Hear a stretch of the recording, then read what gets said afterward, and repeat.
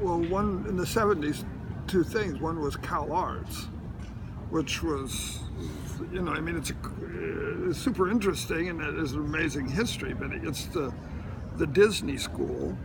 And then what happened, right? So it's Disney wants a school, buys a school that was an art school that was failing, Chenard, and then builds a new building, starts the school, and then Alan Capro and Paul Brock are head of the art department, and they hire, Baldessari, Nam June Pike, Dick Higgins, all this. Music department the same. Charlemagne Palestine's there, Lamont Young, Harold Budd, Mort Subotnick's.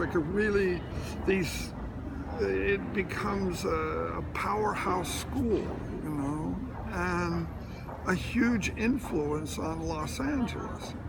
And also in Santa Barbara, Judy Chicago and the women's program there, and then it moves to Cal Arts, and then the women's building happens.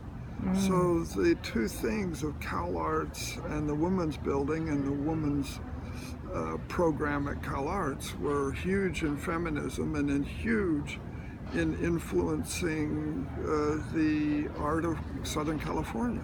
And then out of that, 10 years later, I believe it is then the next generations of schools, which was Art Center, UCLA, USC, Irvine.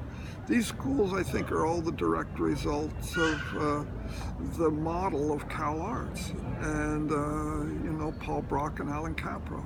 And it's, so the 70s are critical in terms of schools and the women's building and feminism. And feminism in LA, I think, was a lot more about empowering women than it was about the making of art or the theory of feminism.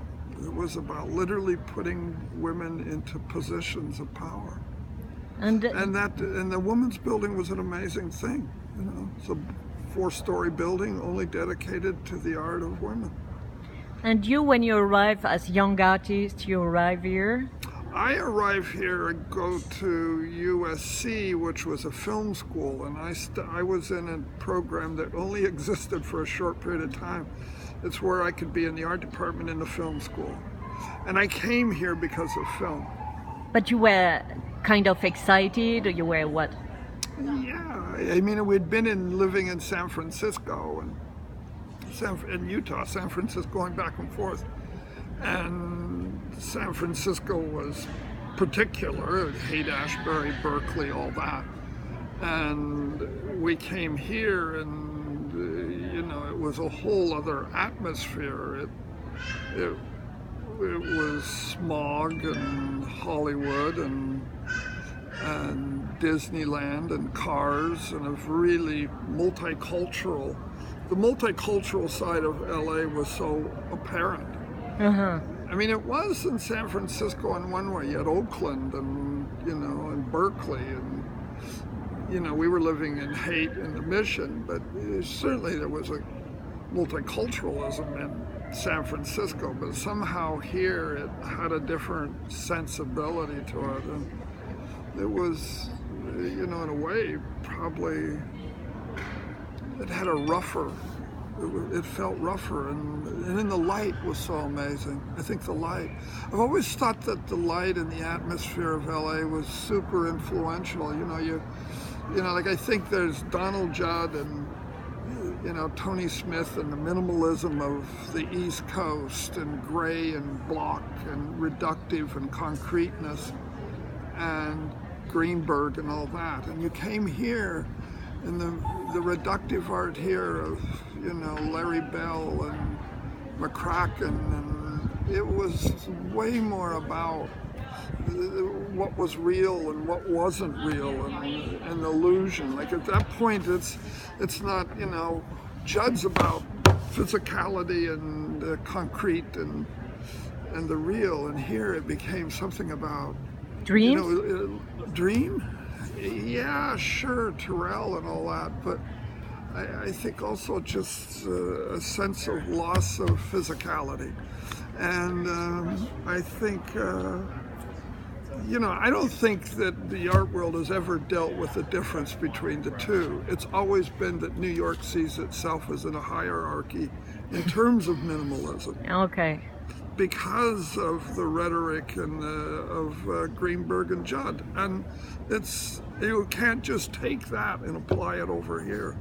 They had their great buildings and they were down inside something. Here, you're not down inside the same way. You're not sitting in something. It's like you're in something, but you're always aware of this up. And, Stronger. Yeah, so you have to, I think, coming here for me was, I didn't realize it at first, but it was really, there was something about the atmosphere, the smog. I really was into it. And then I think also it's like the smog, and then there's this thing where you don't ever know where the center is. You don't ever know. It's a little different now, maybe, but I think at that time, I was amazed when I was teaching at UCLA.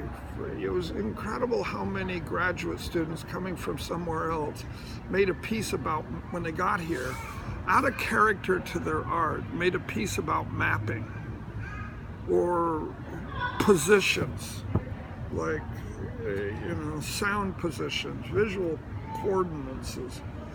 I think there was something about that in LA that is different, that it's not a grid. It doesn't sit like Manhattan does in a grid. Like this whole thing of silhouette in the grid. Like maybe, like here, different. You're not in it. Where the hell's the grid, Merci.